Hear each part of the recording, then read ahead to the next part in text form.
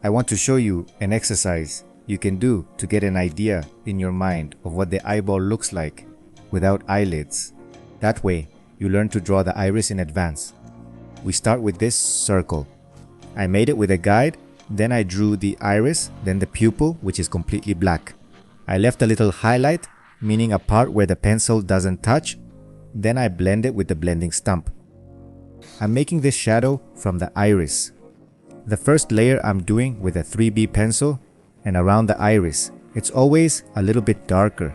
So I go over it with another layer using the same pencil, and then even with the 8B pencil. Since the pupil is really black, I drew it with the 8B pencil. You'll see that with the blending stump, I try to soften the edge of the iris, so it doesn't look so artificial. So blending those edges gives it more realism. I start to add some shadow details that give that wrinkled look that some irises have when you see them in HD.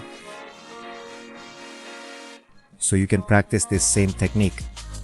I'm using a 0.5 millimeter mechanical pencil since these are very small details. So as you can see, it's kind of like a UV, but at first I press harder with the pencil on the part that's closer to the iris, and then I gradually release the pressure, kind of blending with the same pencil.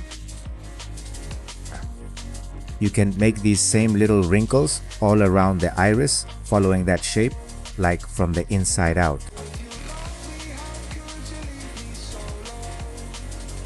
A trick to make these lines, these wrinkles, look better and well directed is to use the natural movement of your wrist. So if we see that we can't make this movement naturally, then we turn the page a little to keep going.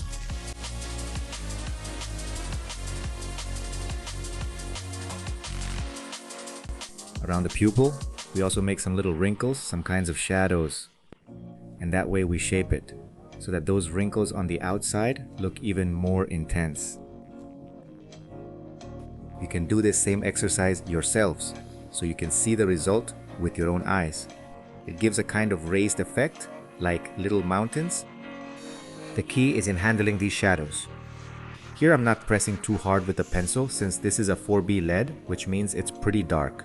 It's dark, so I just do it very gently to create those shadows and not overdo it. If I want to make a darker shadow, a part that's darker, and I press harder with the pencil.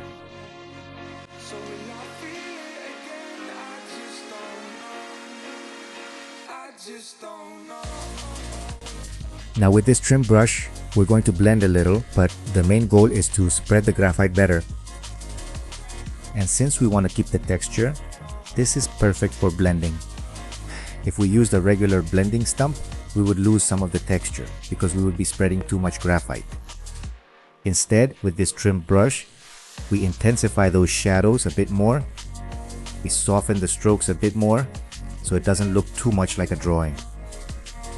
And we do it without losing the quality in the texture, without losing that textured effect.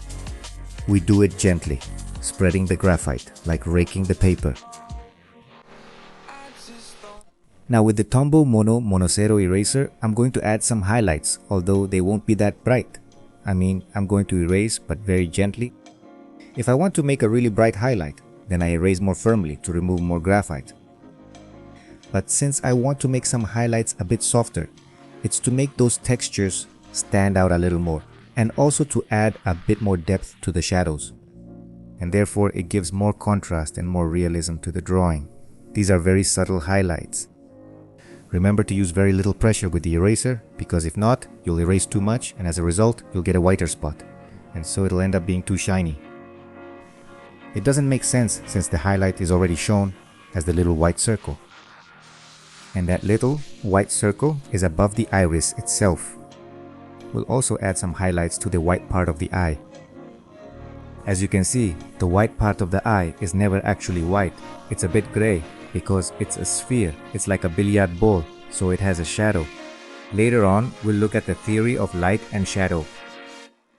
So I add some highlights just to make it clear that it's a sphere. And since it's a sphere, it will have some highlights and some shadows that give it depth.